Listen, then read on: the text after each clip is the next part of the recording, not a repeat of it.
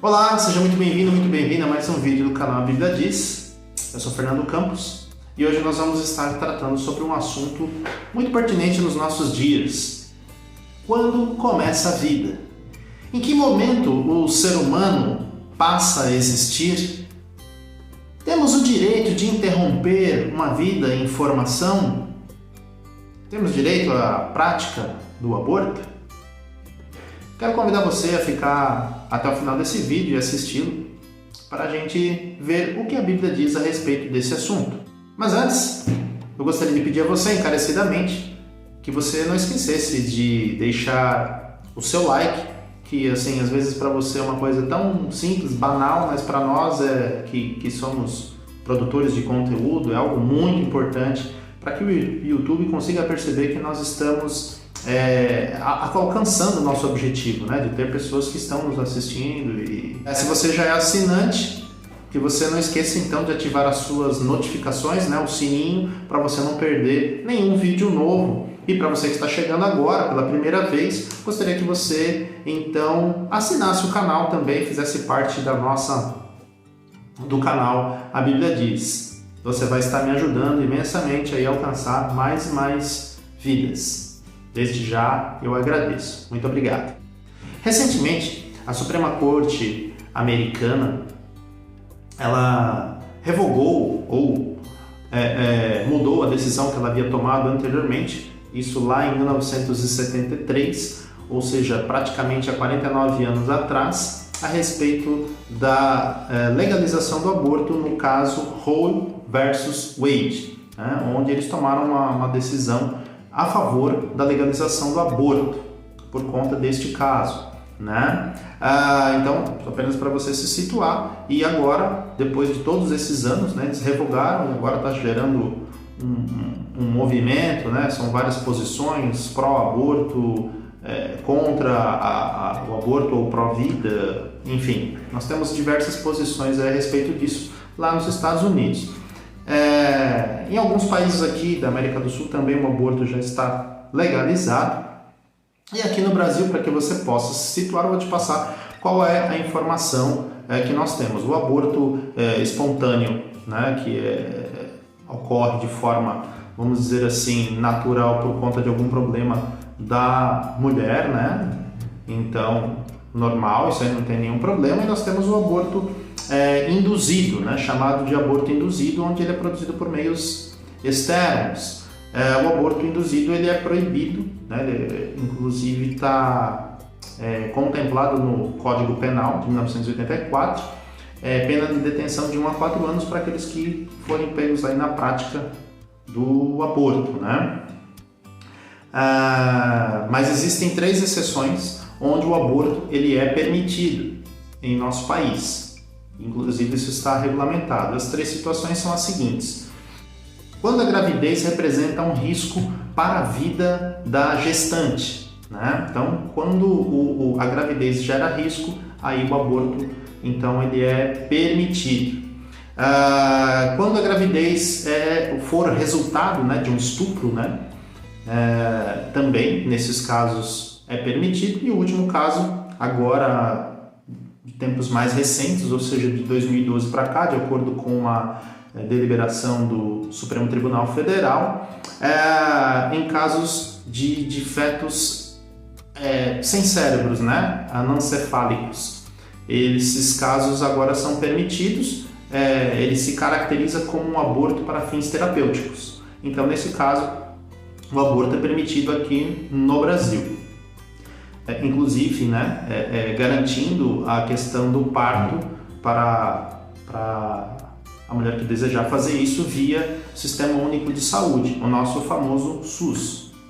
Mas quando começa efetivamente a vida? Porque talvez parte dessa discussão ela acabe se acalorando por conta de pontos de vista divergentes ou diferentes a respeito de quando a vida começa, né? Então eu tenho um quadro que eu vou colocar a seguir aqui, e em cima do quadro eu vou estar falando para vocês aquilo que as posições pertinentes, o que cada uma delas representa.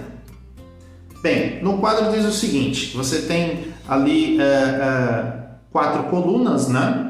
Em cada linha, né, dessas 4 colunas você tem a condição do feto, como ele é visto, né, nas 3 colunas, como plenamente humano, como humano em potencial, como subhumano. Vamos ver cada uma delas, né? A condição do feto quando plenamente humano, em que condições o aborto seria recomendável? Nunca, né? Sendo considerada como plenamente humano. O fundamento para isso é a santidade da vida, sendo a vida então algo sagrado, né? Algo sagrado, algo que deve ser preservado ao máximo possível, né? A preservação da vida humana, né? E os direitos da mãe, nesse caso, a vida acima da privacidade, ou seja, a vida do feto acima da privacidade da mãe. Ou seja, para todas as exceções, etc., são tratados caso a caso, né? Mas a prioridade é preservar a vida do feto, né? Quando o feto é considerado como um humano em potencial, ou seja, na segunda coluna, o aborto é permitido algumas vezes, né? Quando ele é considerado como um humano em potencial, né? O fundamento disso é a questão do surgimento da vida, ou seja, a partir de que momento dentro da gestação o feto é considerado um ser vivo, né? Então, existem alguns argumentos que dizem que ele passa a ser vivo depois de 40 dias, outros dizem 120 dias, outros vão dizer que ele vai estar plenamente apto a partir do 5º mês, 6º mês, onde, hipoteticamente, se ele viesse a ser parido, né? Se nascesse, ele poderia ser até preservado naquelas UTIs, etc. e tal, por já estar com o seu corpo praticamente formado. Bem, e a questão dos direitos da mãe, aí haveria uma combinação de direitos, ou seja, quando um direito, ou seja, do feto, comprometesse o direito da mãe, seria permitido e vice-versa, né? Essa questão, que acho que até se encaixa, né, na nossa legislação aqui brasileira, essas situações, né? O aborto é considerado crime, sendo permitido em alguns casos, né? Nessa caso de combinação de direitos. E a terceira coluna está falando a respeito do subhumano. Subhumano quer dizer abaixo do humano. Então, quando o feto é visto, contemplado como subhumano, ou seja, ele não é considerado um ser humano ali na sua concepção, então o aborto é permitido, né, por esse conceito a qualquer momento. Então, seja ele um dia de vida ou com os seus 9 meses, não faz a menor diferença, porque ele só é considerado humano a partir do momento que ele nascer, né, e não durante o período de gestação, né? O fundamento para isso é a qualidade de vida, né? Vai tanto da questão do feto quanto da questão da mãe, e a privacidade, no caso dos direitos da mãe, a privacidade acima do direito à vida, ou seja, a privacidade da mulher, ou seja, se ela escolher não ter o filho, não ter o feto, não ter essa criança, ela pode optar por não tê-la, e por esse conceito, né, subhumano, aborto ela pode fazer quantos ela quiser ininterruptamente, né? Então é assim que funciona. São essas 3 formas basicamente, né? Pode ser que tenha uma ou outra variação, mas basicamente são essas 3 maneiras, né, pelas quais a vida humana é contemplada. Então uns contemplam ela como já desde o momento da concepção, outras como humano em potencial, né, onde dependendo da situação, né, e na questão de quando a vida da pessoa é determinada, e a última é quando ele não é considerado vivo ou não é considerado humano até o momento que ele venha efetivamente a nascer, né? A partir do momento que nasceu, sim, aí ele é humano, aí existem mecanismos para preservar a vida dele.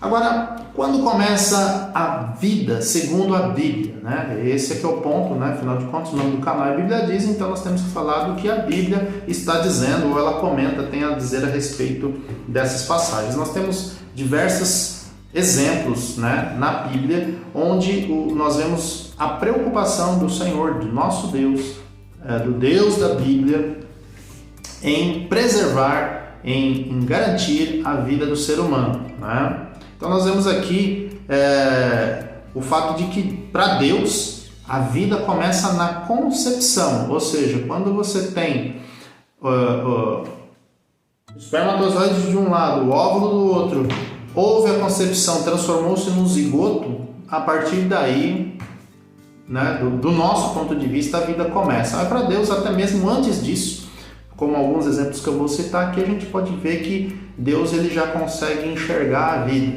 né, contemplar a vida. Vejamos então. Na verdade, estamos falando do caso de Jacó e Esaú, em Gênesis capítulo 25, versos 22 e 23. Vejamos. Os filhos lutavam no ventre dela, então disse: se é assim, por que vivo eu? E consultou o Senhor. Respondeu-lhe o Senhor: 2 nações há no teu ventre, 2 povos nascidos de ti se dividirão. Um povo será mais forte que o outro, e o mais velho servirá ao mais moço. Então, isso foi falado com relação a Jacó e Esaú, porque Esaú acaba nascendo primeiro, né? E Jacó na sequência, né? Agarrado no calcanhar dele, inclusive até esse passou a ser o nome de Jacó, né? Outra passagem está lá em Juízes,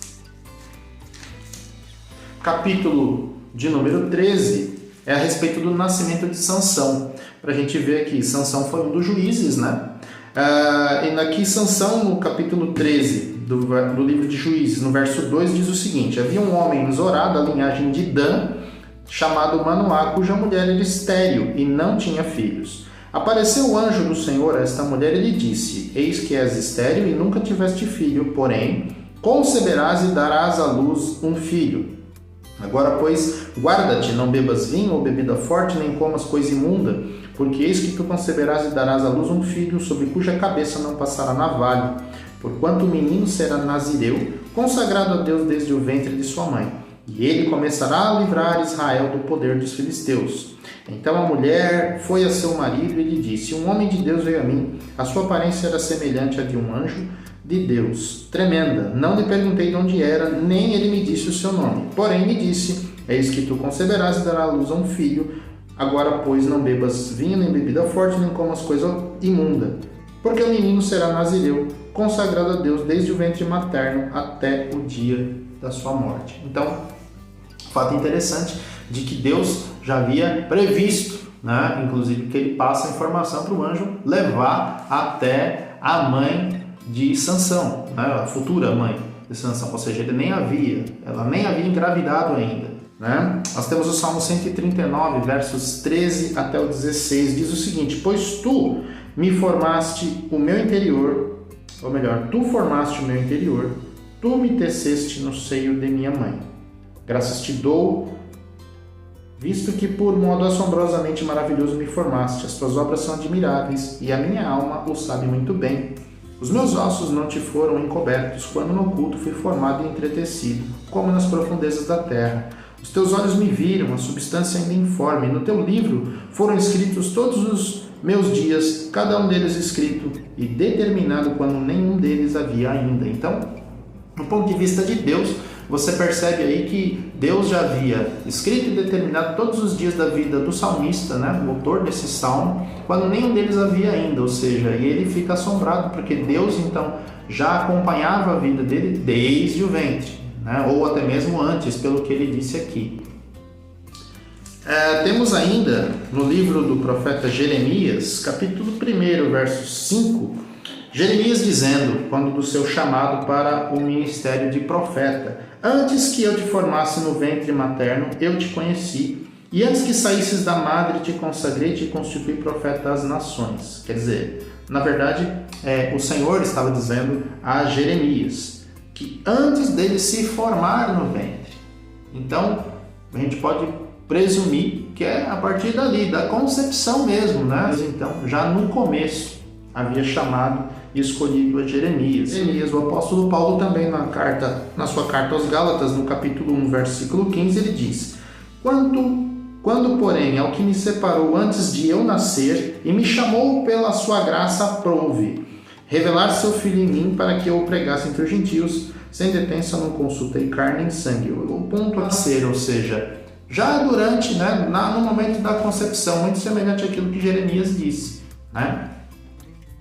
E sem falar, né, acho que o maior exemplo que nós podemos citar é o próprio Senhor Jesus.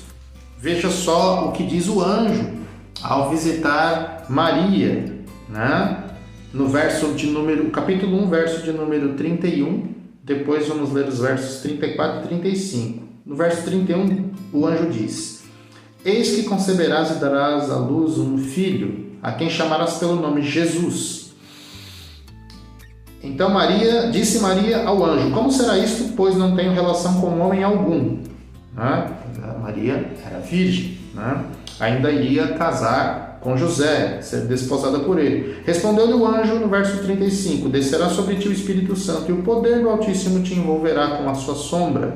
Por isso também o ente santo que há de nascer será chamado Filho de Deus. Né? O próprio João Batista também, né, no mesmo caso, o profeta, né, o último, antes de Jesus, ele também teve o seu nascimento anunciado por um anjo, né, de forma também miraculosa. Né? Então a gente percebe que Deus então tem um plano na vida desses personagens aqui que foram relatados na Bíblia, mostrando a sua preocupação com a preservação da vida.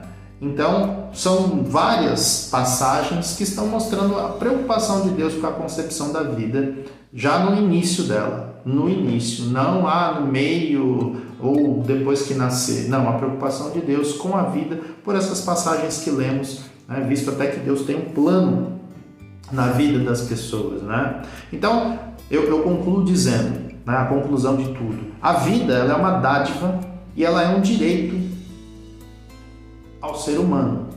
Até a Declaração Universal dos Direitos do Homem está contemplando isso aí, que todos nós temos direito à vida. E se a vida se inicia na concepção, ou seja, a partir do momento da fecundação ali, do espermatozoide com o óvulo que se transforma no zigoto, gente, então, realizar um aborto transforma-se num homicídio. A partir dali para frente, a qualquer tempo, do primeiro ao último mês, transforma-se num homicídio. Você está ceifando uma vida que Deus, como lemos aqui, já determinou os dias dela, né? E a gente está meio que acelerando as coisas, alterando, mexendo naquilo que Deus já havia determinado. Então, eu concluo dizendo para você não se deixar enganar pelos pontos de vista que a gente abordou aqui, por esses pontos que foram mostrados. Mas não, a concepção da vida, a vida só começa lá na frente, a partir do primeiro trimestre, de gestação, só quando nascer. Então, tome cuidado com esses pontos de vista que são diferentes, não são bíblicos, não têm fundamento na palavra de Deus, e estão visando satisfazer ou atender uma necessidade, uma demanda das pessoas, né, que entendem, né, que a vida não tem esse valor. Né? Então, não se deixe levar por isso. Né? Se você estiver na escola, ou ver uma discussão, ou ver alguma coisa, procure, né, não se deixar levar por esses pontos de vista que são contrários à palavra de Deus. Então a gente viu que Deus ele tem planos de vida para todos os seres humanos, mesmo antes de nascer. Né? Então, nós devemos nos posicionar para preservar vidas humanas. Esse é o ponto que nós devemos defender. Né? Então, isso é o que eu tinha para passar para vocês no dia de hoje. Eu espero poder vê-los em breve e até a próxima.